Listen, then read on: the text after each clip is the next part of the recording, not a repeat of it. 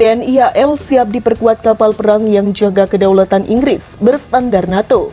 Indonesia adalah negara dengan laut yang luas sehingga keberadaan kapal selam diperlukan. TNI AL tentunya butuh kapal perang canggih dan modern untuk jaga kedaulatan Indonesia. Memiliki kapal perang yang canggih akan memaksimalkan operasi yang dijalankan TNI AL. Dalam upaya meningkatkan kekuatan TNI AL, Indonesia memang tengah mengincar banyak kapal perang baru. Keberadaan kapal perang baru yang modern pastinya akan semakin bikin Indonesia tangguh dan perkasa. Bukan kapal perang sembarangan yang perkuat TNI AL, ternyata kapal perang yang jaga kedaulatan Inggris juga siap dihadirkan. Kapal perang Angkatan Laut Kerajaan Inggris atau Royal Navy akan perkuat TNI AL. Angkatan Laut Kerajaan Inggris diketahui memiliki kemampuan yang luar biasa. Sejarah membuktikan jika Inggris diperkuat dengan angkatan laut yang kompeten. Laporan Britannica menyebutkan bahwa kekuatan laut terorganisir pertama kali digunakan di Inggris oleh Alfred the Great of Wessex dengan meluncurkan kapal untuk mengusir invasi Viking. Aktivitas angkatan laut terus bersifat lokal, defensif, dan sementara hingga abad ke-13. Kemudian ketika Normandia hilang ke Prancis dan perdagangan diperluas ke Spanyol dan Portugal. Kapal kemudian digunakan untuk mengangkut tentara ke pertempuran di darat. Salah satu kapal perang yang masuk ke Angkatan Laut Kerajaan Inggris yakni Rohit 140. Kapal perang Rohit 140 merupakan panduan untuk frigate masa depan potensial Angkatan Laut Kerajaan.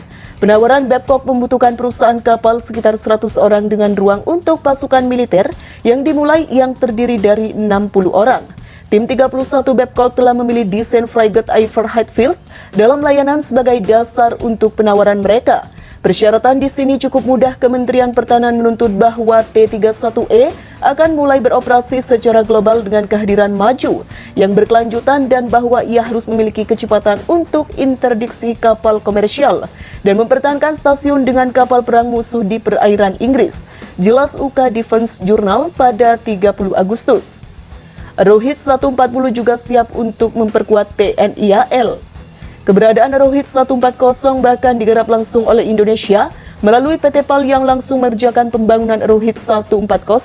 Ini karena PT PAL telah mendapatkan lisensi dari Babcock untuk membangun Rohit 140 untuk TNI AL. Rohit 140 juga sebagai bukti jika Indonesia memang sangat mampu dalam membangun sendiri kapal perang. Sehingga tak salah jika Babcock berani memberikan lisensi pada PT PAL Indonesia. Tak salah pilih Indonesia akan perkuat TNI AL dengan Rohit 140 lantaran Rohit 140 karena memiliki opsi medium kaliber gun hingga 5 derajat atau 127 mm untuk interdiksi maritim. Juga memiliki kemampuan perlindungan diri dan keterlibatan target permukaan dan juga darat. Senjata kaliber kecil hingga kaliber 40 mm dapat ditemukan di posisi senjata dek atas yang telah dirancang sebelumnya.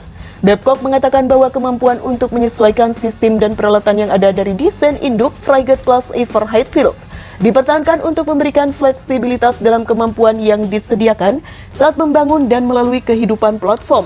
Perusahaan mengatakan bahwa misalnya kemampuan yang dipertahankan ini berarti bahwa seperti pada desain dasar silo Mk41 Strike, Leng 32 sel dapat dipasang untuk menggabungkan kombinasi rudal anti udara dalam jumlah yang lebih besar.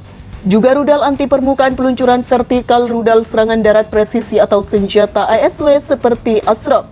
Fitur kemampuan beradaptasi khusus ini mereka katakan di samping kemampuan untuk memasang meriam kaliber sedang 127 mm, menghost helikopter organik seperti Merlin, memasang sensor seperti sonar array direct atau kedalaman variabel dan memperkenalkan kembali sistem torpedo yang diluncurkan oleh majalah.